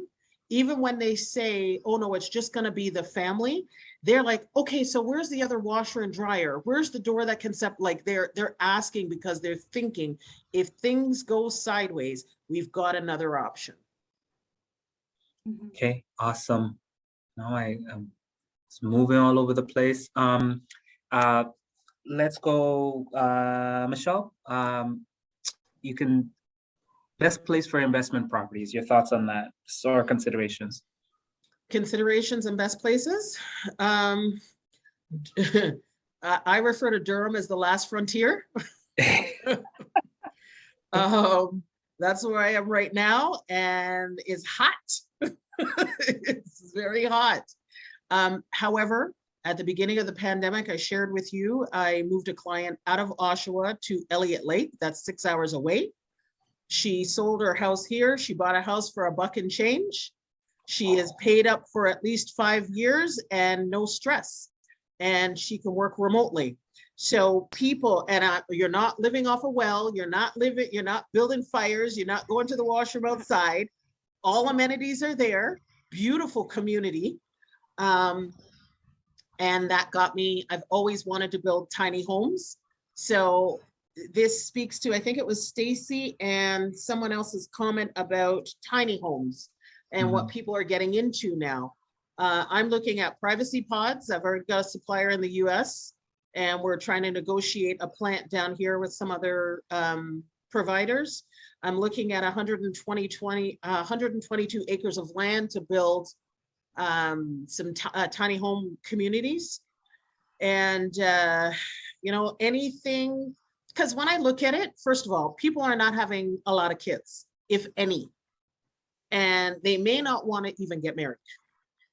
So they don't need a lot of space. And trust me, once you get to the age that I'm at, you don't want to clean anything. You don't want to be walking up and down stairs. What do you need? So the options are there for you if you're willing to go out. Yes, some people I've been hearing over the last 2 years, well, I'm concerned about racism in different communities. Let me tell you something. There will be racism forevermore because there always was. Sometimes it's in your community, sometimes it's outside of your community. You cannot let that sort of thing stop you. You can't. People are just doing what they're doing based on their fear of not knowing who you are. In some cases, what is it? The 60-20-20? 60% already converted, 20% forget about them. You can never convert them. 20% is on the fence. Work with what you got. Okay, awesome. Thank you so much. Oh, and for I'm that. sorry, Stacy, tax liens. Should I address it now or later? Well, wait for a little bit. Camille, I'm coming back to you. Oh, can I say something about the yeah, go investment? for sure. Yeah, Small, of course. quick thing. There's been certain areas and pockets that I've really been focused on with my investors, but it's been really interesting over the last, even especially the last year, how the prices have shot up so much. So even I live in one of the areas that I was talking about, 4 or 5 years ago, and the house prices in most cases have like almost doubled pretty much. So but the thing is that there are still opportunities for investing, and it's kind of more of what did I call it? I'm like, look for ideas on like what makes up like a boom town. So if there's going to be a booming tech industry, there's going to be like a Toyota plant, for example, was going into an area in Bowmanville where we did a lot of investing. If the GO train station or LRT or certain things are being established in terms of like transportation, city planning. So you want to look to some of these trends that are going to cause down the road a boom. Like, I find a lot of people just try to look now and follow what everywhere is going, but you really need to have insight into what's happening, what trends might be coming. If you're really understanding, you really got to keep your foot to the ground. And I will say, even in watching that, because of my pre-construction realm, I'm actually on a project in Calgary, which is really interesting. You don't have to pay land transfer tax there. The tax rate is less. The prices are less. We're seeing booming tech industry and stuff happening there. So again, it's just really paying attention to the trends and the patterns. That's the word I was looking for. The trends and the patterns that will help to facilitate a boom down the road in terms of investing. So I just wanted to kind of add that on. I so appreciate that. And I'll give a shout out to my brother from another mother, Jerome Morgan, who is sitting in his chair in his house out in the West Coast right now. I appreciate you and our love family. So, we're giving you the props that you deserve out there. So I have a quick question, Camille. I can give this one to you. So we had someone send me a quick message, bought a condo that's going to be ready for 2023. Mm-hmm. Cost is around, let's say, 500, has some down payments of around 96K that's going to be paid. Mm-hmm. Obviously, there's going to be maintenance fee. Her question is around charges for rent. She wants to make sure that she gets in, that she gets a good tenant and that it's not too high. What are some of the thoughts or considerations that you would have for someone who's purchased a property and is trying to think about down the line? What are the implications in terms of getting renters in? Any thoughts there, Camille? Yes. So I've rented 4 different properties. So I can tell you, the first property that I rented, I hired a realtor and they did that for me. Perfect. The most perfect tenant that you could possibly ask for. They screened him. They did everything. Perfect tenant. It was just him by himself. He was really there to work. He literally just came and worked and then went back. Because I think he was from Calgary, or he wasn't from Ontario. Perfect tenant. Second property, it was a rush rental. So it was one of those that I just wanted the property rented. It was something that I just really needed the property rented, and I just rushed. I didn't screen properly. The person came and I was like, yeah, they seem good enough. And they told me that they were going to give me a certain amount of rent. And I was like, they're giving me more than I was actually even asking for. I told them to bring certain documents. They gave me, what did they give me? The credit bureau. They gave me pay stubs, job letters. They brought all these things. And to be honest, my head really wasn't in the game because again, it was extenuating circumstances and I really just wanted to rent the property. And the red flags were there and I did not pay attention to the red flags. And I see Michelle nodding her head like, yes, I was young and dumb, but I didn't pay attention to the red flags, right? And the red flag was that the credit bureau was not good. And I saw the credit bureau and I was like, this doesn't look good. And I'm in the mortgage industry, but the individual gave me a really good excuse as to why, why certain things didn't pan out. So I was just in a rush to rent it. So I said, fine, the worst tenants in the world. Okay. They destroyed the property. They had children, they up and left in the middle of the night. Didn't know it was at the time it was, our previous neighbors from across the street that said that they up and left in the middle of the night, almost like, remember the Flintstones, and they had like that Hatfield. Yeah. The I had to go in the quarry. Right. So it's they left in the middle of the night, tied up everything to the back of the truck and left. And we, at the time we had no idea that they'd even left, right? Terrible. Following 2 properties that I rented, good tenants, right? So, I made sure that each time got their credit bureau, got their, pay stubs, job letters, all of that stuff, screened them, was very weary when they said, we'll offer more and we'll give you, more than what you're even asking for. I went, to be honest, and I know to some people, this may sound very hokey and very wonky, but I went with my spirit. I went with how I felt towards them. I always have to meet the people. I always have to meet them. When I'm renting a property, I list it. And I'll be honest with you, my husband and my, grandmother are very big on manners. I'm very big on manners. So if you're messaging me and tell me, I want to see the property, and you have no manners, that is an indication as to how, if that's how you're introducing yourself to me, and you have no manners to introduce yourself properly, that is a very good indication as to how the rest and the remaining of the relationship will go. Right. I've had individuals that will come up to me. And again, I have great credit. I have, I can give you X amount of money for rent. And everything is fine, but just again, how they conduct themselves through their interaction with me, almost like an entitlement. You have to rent me this property because my credit is good and because I'm able to give you the rent.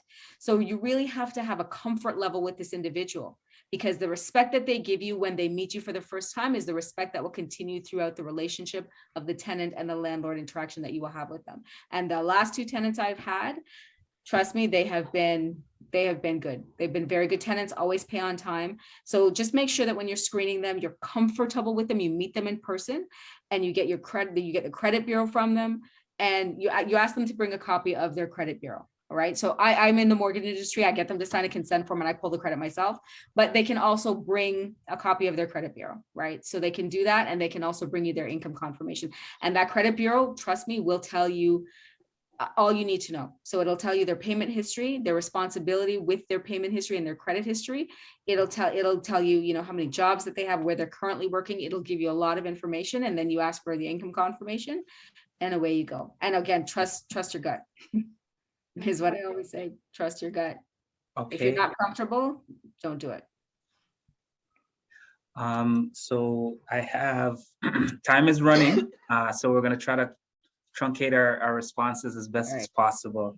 Someone had sent me a question with regards to an investment property out in Kingston. Anyone have any experience with Kingston market?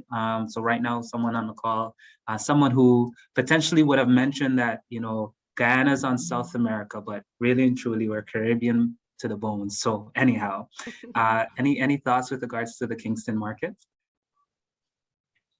And we'll go back to Stephanie. Any quick thoughts or considerations?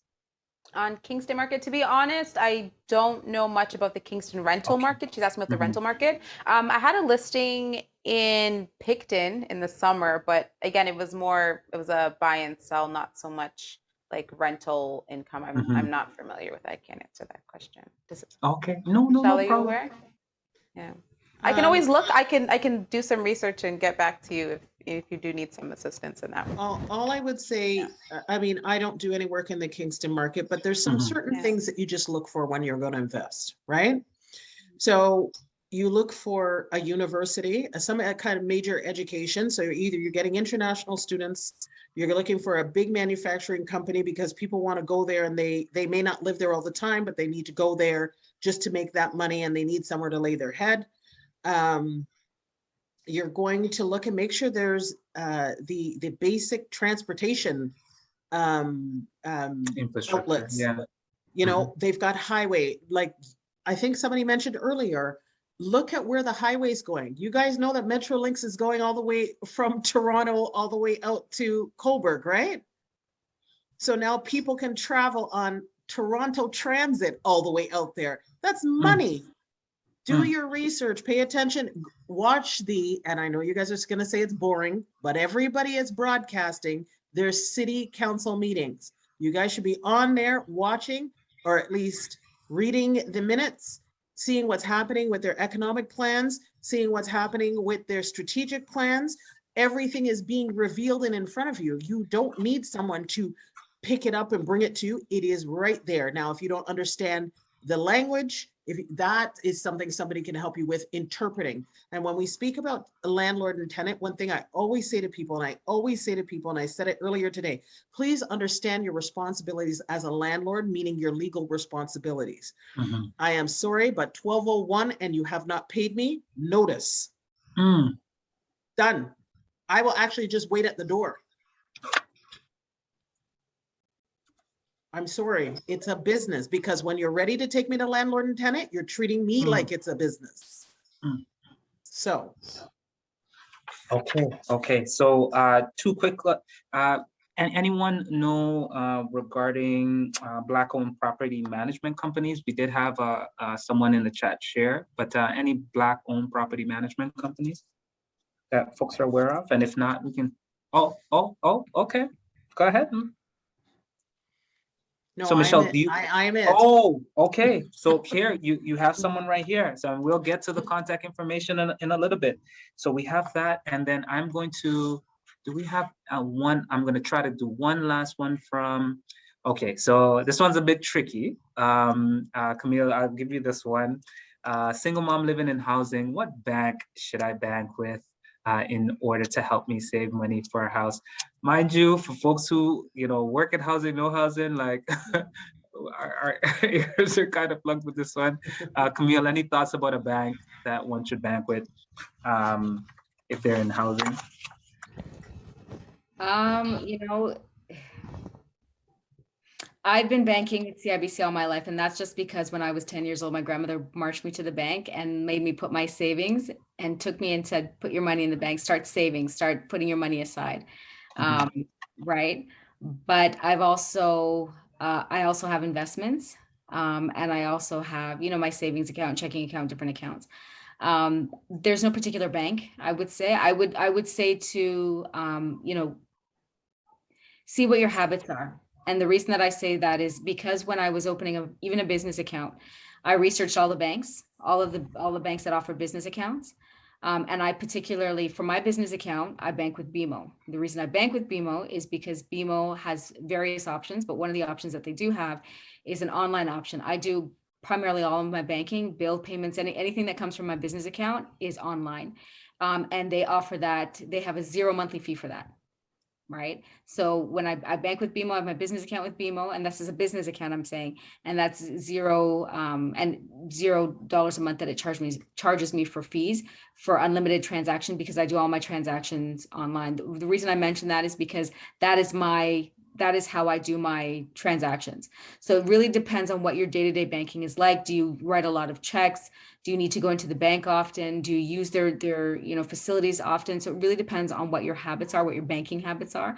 If you do a lot of online banking, then I would suggest, there's so many different banks. There's credit unions available as well. So it depends on what your ultimate goal is. If it's to put your money in a bank to save the money, there's high interest bearing accounts. I believe Equitable Bank also has, bank accounts. I think they came out recently saying that they have one of the higher, mark you, the bank isn't going to pay you any big interest, right? You're not going to make a ton of money putting your money in at the bank, but I get it. It's safe and you want to put your money in there. What I would caution against is if you are dealing with Scotiabank, and you put your money with Scotiabank. Scotiabank has this down payment savings account, which is the most convoluted account that I have ever seen. Keep in mind that when you are saving money for a down payment and you're ready to purchase your property and you want to provide proof, or you have to provide proof of down payment, you have to provide 90 days bank statements. So if the money has been moving from this account to this account to this account, which is what Scotiabank does. So there's like 3 different accounts. If your money's been moving from different accounts, you have to provide 90 days bank statements for each account. So it's better to just have your money in one particular, especially if you know you're going to be purchasing within the next 90 days, shift all your money to that one account so that you have a 90-day history. Because if it's been shifting between different accounts, you're going to have to provide a 90-day history for each account. So it's really just find the best account that suits you, or the best bank that suits your needs for whatever your purpose is. So I hope that helps. I know it's not really that definitive an answer, but there's no real right or wrong bank. It's really whatever your needs are. Okay, that question, there's some nuance to that question in terms of when someone is in housing and reporting,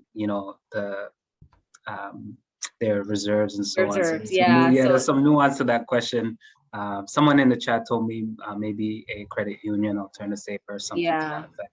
So we're going to switch things just a tad little bit. We're coming close towards the end. I'm going to have these 3 kind of final closing questions being asked of the panelists, and then I'm going to ask them also after that to kind of share projects. Michelle has a few. I know Stephanie is doing some stuff, and I know Camille has, these are 3 exceptional professionals that have stuff on the go all the time. So I'm looking forward to hearing a little bit about what they have in the near future. So Camille, I'm going to start with you in terms of this kind of wrap up portion. So the question that I have for you is, reflecting on your professional and personal journey to date, what advice would you give to the young woman, man, or person trying to find their way?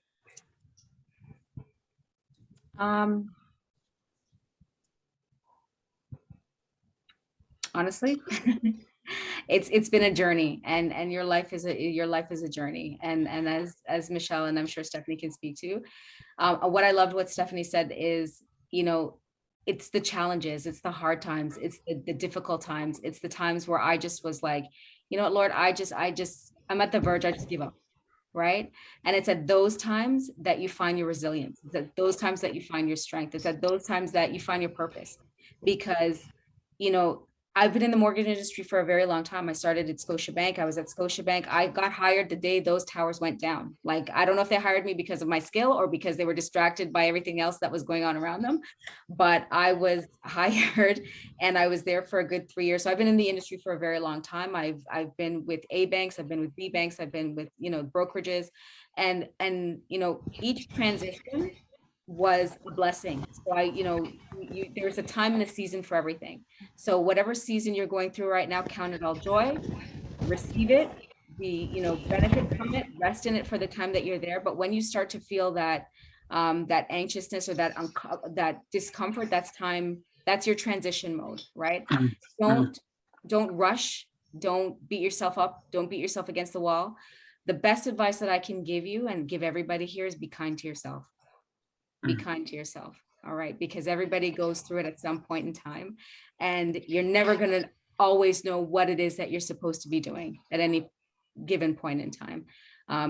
For me, I am a mortgage agent, yes, but I noticed that every single brokerage that I was with, everybody asked me how to underwrite your deals, and the agents that have been, even veteran agents, how do I underwrite this, and how do I do this, and how do I do this?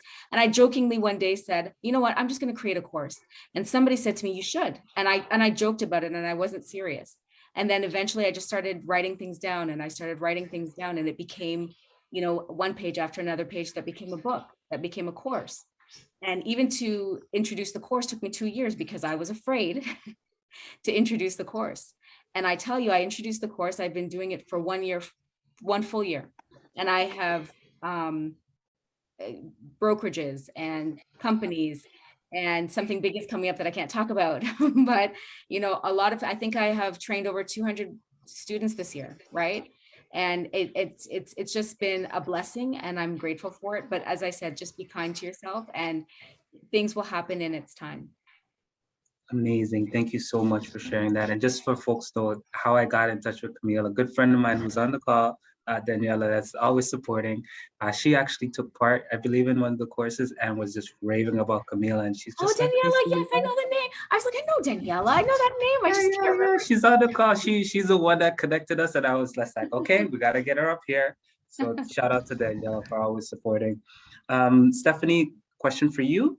You describe the work that you do as working with the different dynamics of the human being. In your personal professional experience, you know, what do you feel is the most difficult space for clients to unlock? And what, in your professional experience, are some of the keys to kind of unlocking that space? I know the question is a little convoluted. Hope that you kind of get the essence of it, though. But yeah.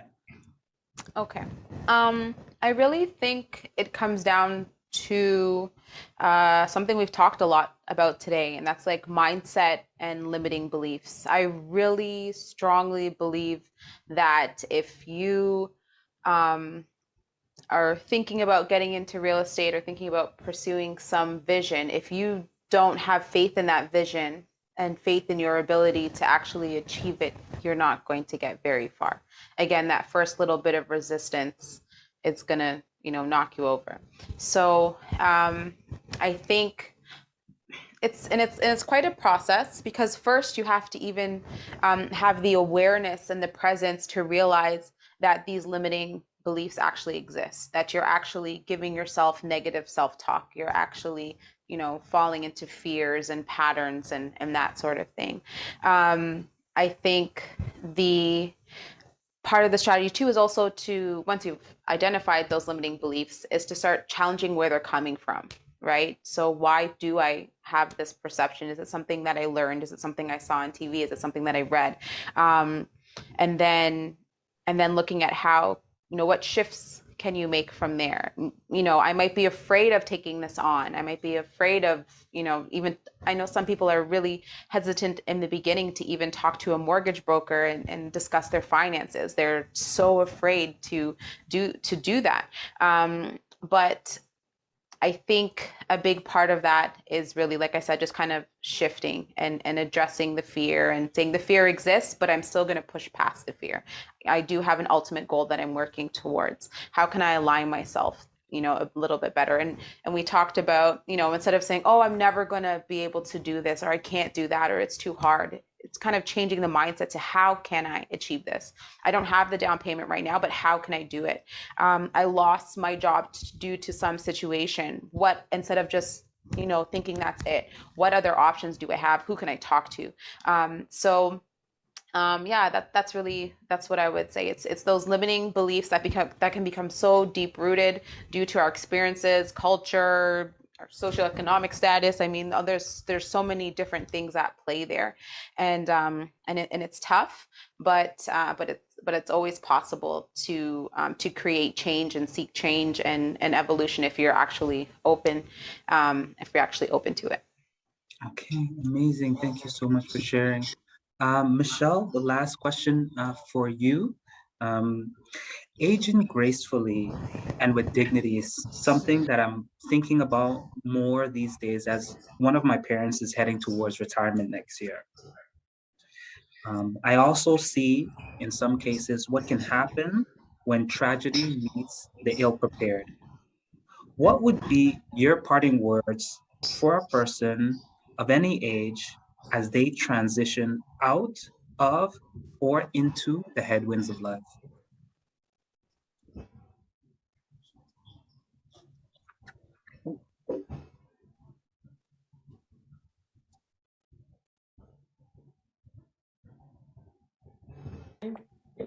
Thank Yep. you.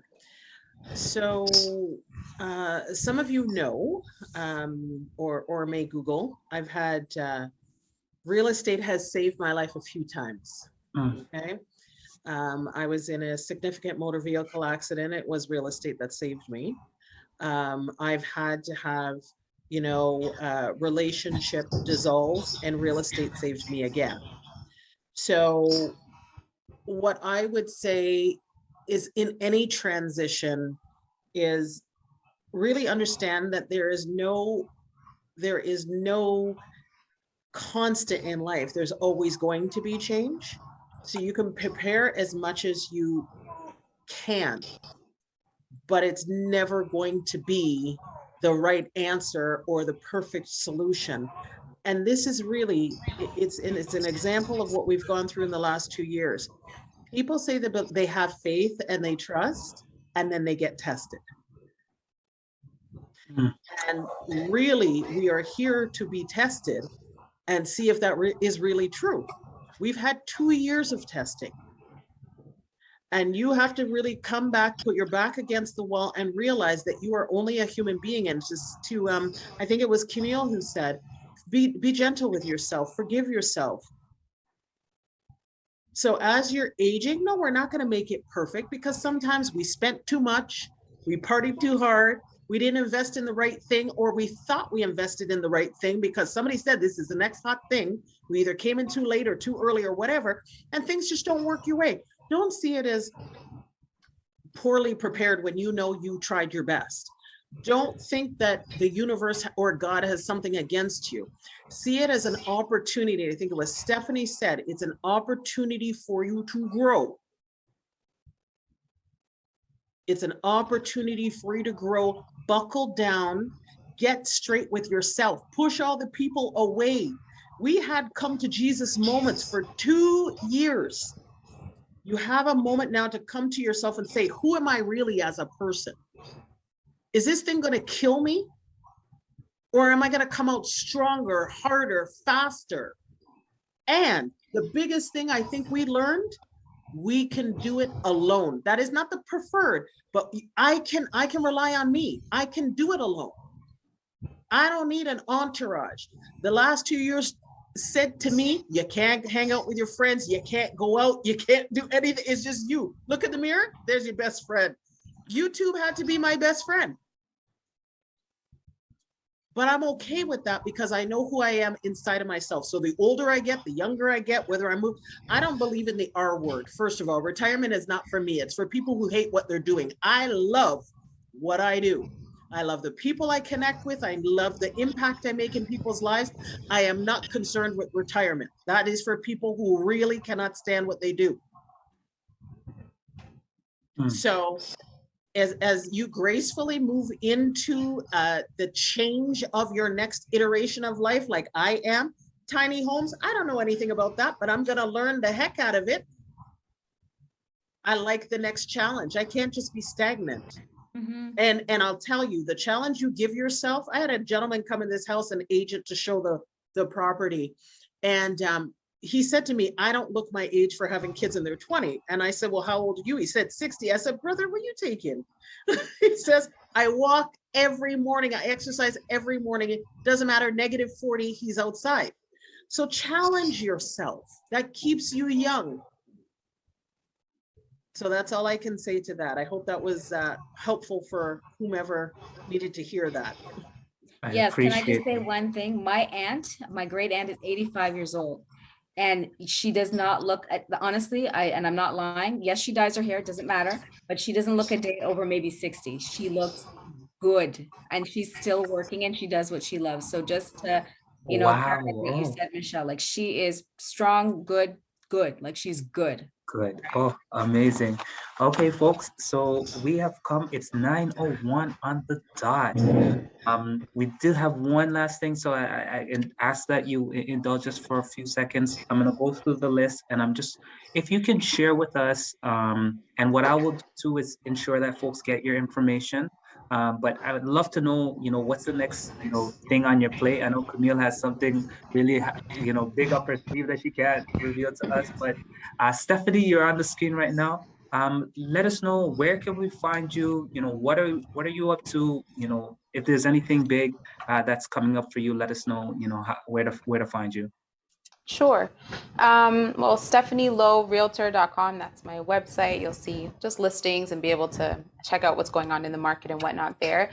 I'm on Facebook as Steph Lowe, and on my Facebook and my Instagram page, which is Stephanie_Lowe_Realtor, you'll hear me talk a lot about mindset. I talk, again, it's health, wealth, and real estate. So I talk about the real estate and different investment opportunities, but I really talk a lot about just feeling well on the inside and how important feeling strong and healthy and having a strong mind helps to really propel us towards success in the endeavors that we take, such as real estate. So I'll talk a lot about that.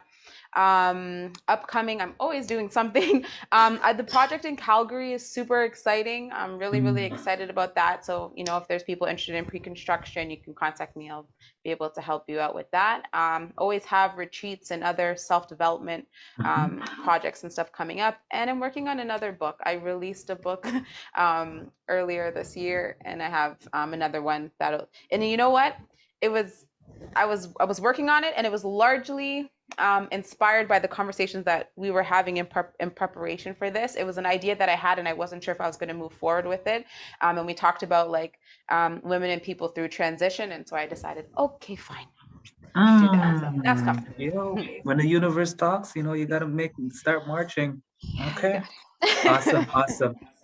Michelle, where can we find you? What are you shared a bit of what you're up to, but anything that you want to leave us with, yeah, where can we find you, and what are you up to these days? So if you Google Michelle Loeng Francis, which I will type here, you're going to find out probably way too much about me, but you will find out some things about me and what I'm up to.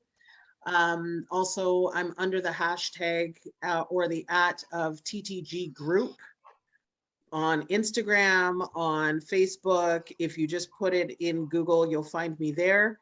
As of December the 1st, we launched so we have the Henry Alexander House, which is our place of performance and education, where we support young people or people in general with the gaps in their education and their learning. We have partners that we partner with, some high-level partners such as, Junior Achievement and Habitat for Humanity. The City of Pickering is a huge fan of the Henry Alexander House.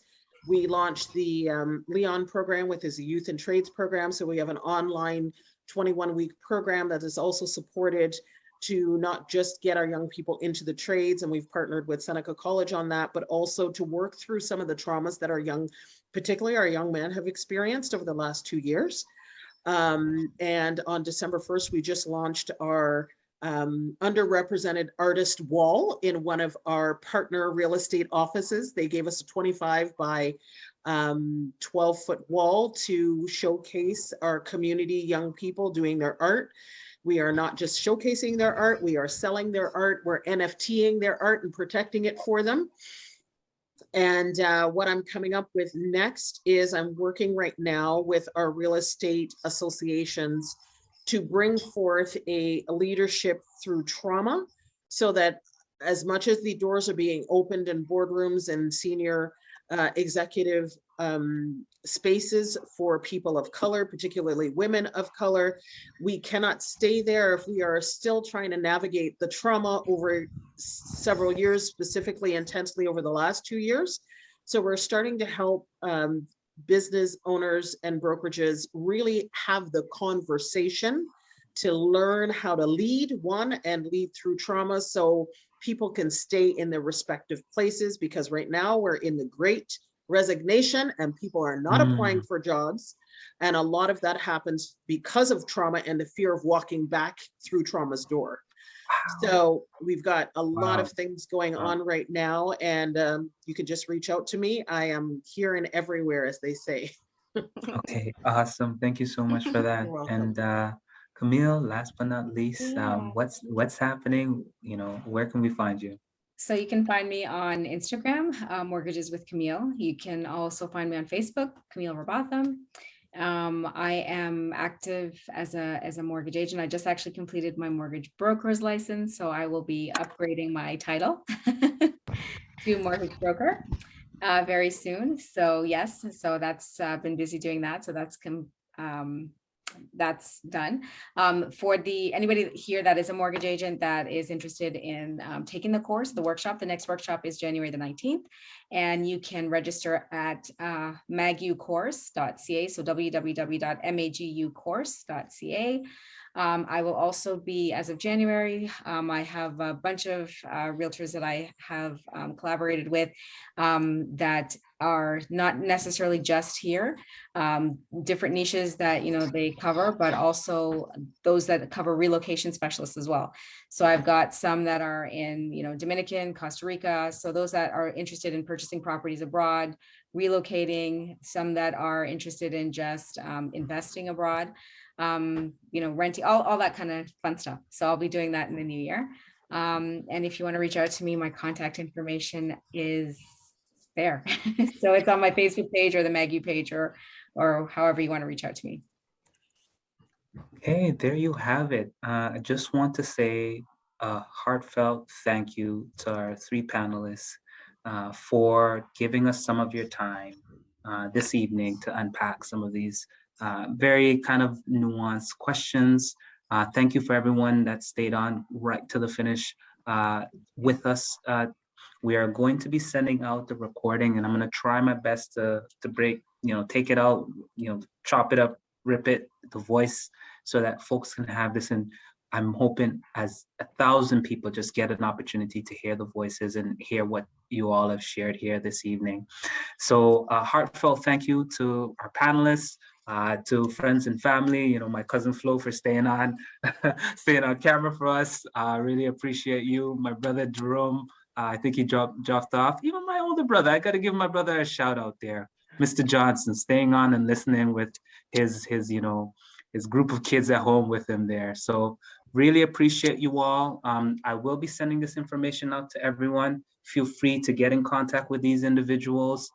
Feel free to contact me in order to get in contact with these individuals. As someone rightly said in the chat there, if you want to run fast, you run alone, but if you want to run far, you run together. So thank you all for taking the opportunity to spend this evening with us, and really looking forward to some more conversations and build your network, folks. So thank you, and have yourself a wonderful evening, everyone. Thank you. Thank you. Thank you. Thanks, everybody. All right. Thank you. Bye. Thank you. Thank you, Take care. Kwesi. No problem. Stephanie, All right. Camille, Kwesi, thank you Yes. so much. Yes, thank you, problem. ladies. Thank you, Kwesi. Appreciate it very much so. No And worries. hopefully we'll touch base soon in the new year. Okay, Yes. awesome. Sounds good. All right, take care, everyone. Have yourself a All right. wonderful evening. All All right. right. Good night. Good night. Night.